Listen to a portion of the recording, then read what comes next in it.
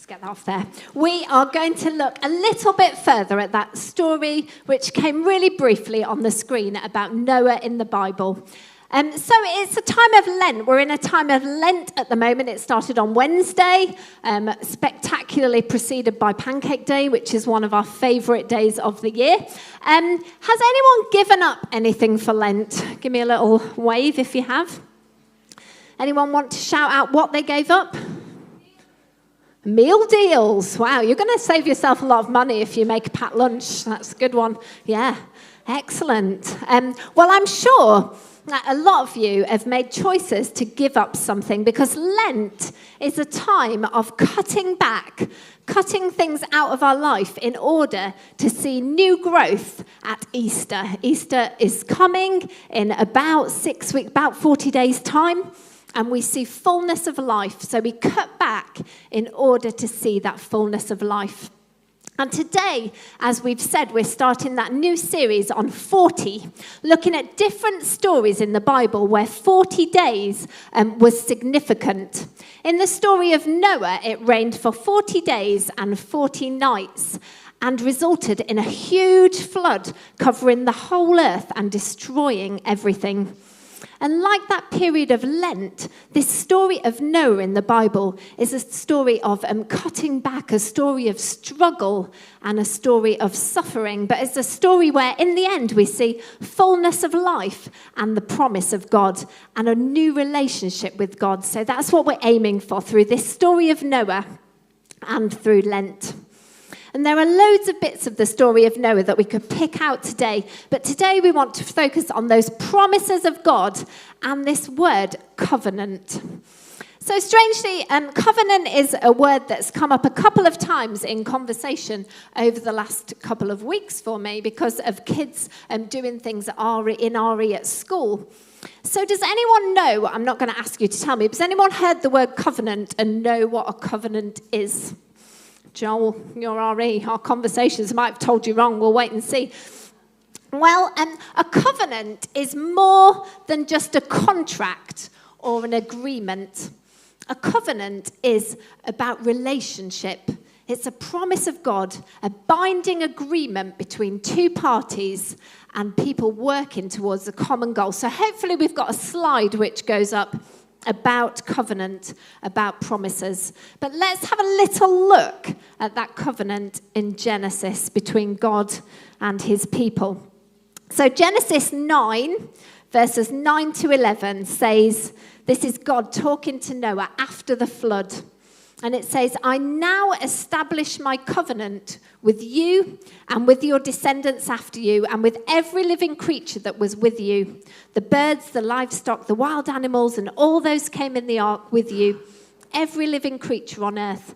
I establish my covenant with you. Never again will all life be destroyed by the waters of the flood. Never again will there be a flood to destroy the earth. So that was God's promise right back in the Bible, that God would never again destroy life. And that promise extends to us because we are God's children and we can trace our history right back to Noah in the Bible as children of God. So this covenant of life is for all of us too. It says in John 10:10, Jesus says, I have come to bring life and life in all its fullness. So that covenant is about relationship between us and God. And God wants us to know that he loves us and he wants us to share in that promise too. So with your love heart and your piece of paper, I'd just love you to write your name inside that love heart. Just as a sign that God offers you and me, he offers all of us a chance to be in relationship with him. God was talking to Noah face to face and he said, I've established my covenant with you. That promise is for all of us. So we're saying yes to being in that covenant and that relationship with God. So that's our heart this morning, that God offers that relationship, that friendship, that covenant to us as his people. And then the rainbow, we've got the rainbow on the other side. The rainbow was a sign of that covenant. It was an outward sign from God to Noah that he would never again flood the earth, that he meant that promise. It's like when people get married, they might choose to wear a wedding ring as an outward sign of that covenant of marriage. A reminder to themselves and to other people that they're married. Now, we don't always necessarily go around with an outward sign of our relationship with God. Some people might wear a cross or something else that reminds them, a little fish badge sometimes, but we don't really go around with outward signs of our relationship with God.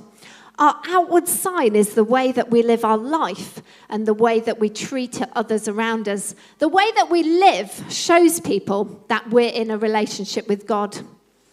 So on that rainbow on the other side, and maybe in the space below it, just love you to think of ways which you can live your life as an outward sign to people of your relationship, that covenant between you and God. The Bible gives us loads of pointers on this, so just while you're having a think, it says the way that we speak is an outward sign. Our attitude to our enemies can be a sign.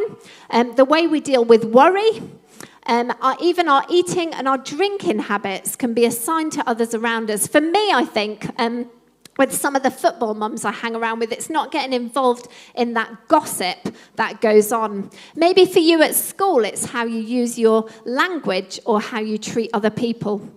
So is there a way that God's calling you to live your life as an outward sign of that covenant, that relationship between you and God? Just have a chat to the person next to you or jot it down now. I'm going to give you about 30 seconds to think of a way that you can live your life as an outward sign of that relationship between you and God.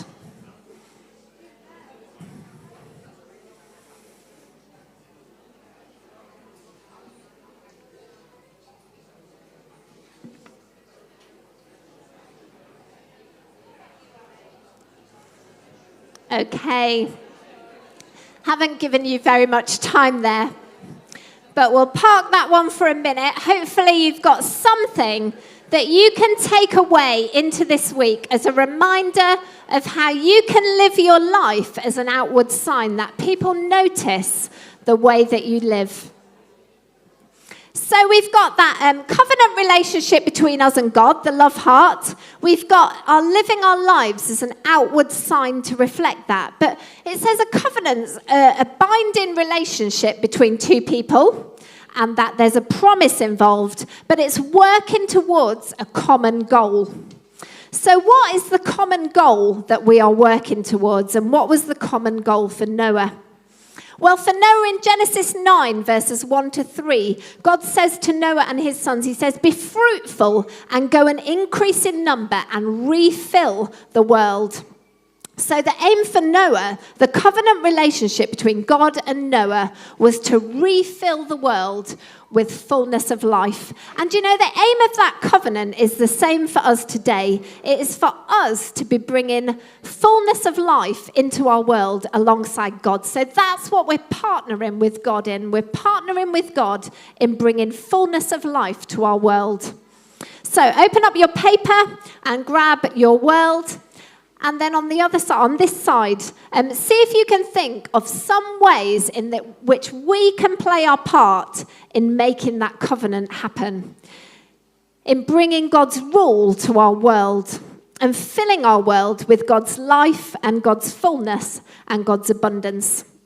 So how can we in Lincoln today bring life in all its fullness for those recovering from the earthquake in Syria and Turkey? How can we bring God's healing and fullness of life to a world that's slowly warming up and been destroyed? How can we bring fullness of life to our classmates that we interact with every day? How can we bring fullness of life in our street, our neighbourhood? So just maybe think of one way with the person next to you, on your own, as a family. How can you work with God to bring fullness of life to our world today? You can talk to each other for a second, or you can write it down, whatever you find the most helpful.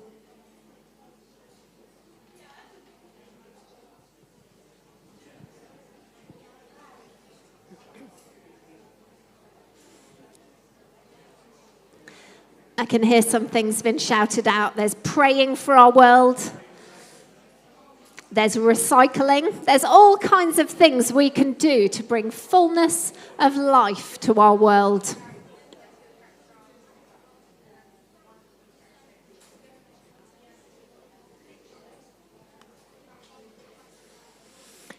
Well, hopefully you've got something written down. So I'd love you to take these pieces of paper away as a reminder that over the next 40 days of Lent, we want to know God's love in our lives. We want to know that we're in a relationship with Him.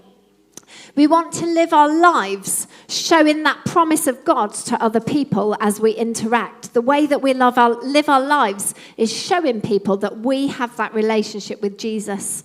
And then we want to, over the next 40 days, whether we're giving up something for Lent or not, we want to work towards bringing God's fullness of life and His hope into our world, which we celebrate and see fulfilled at Easter. But that's our challenge for the next 40 days. I'm going to invite Ben to come up and join me.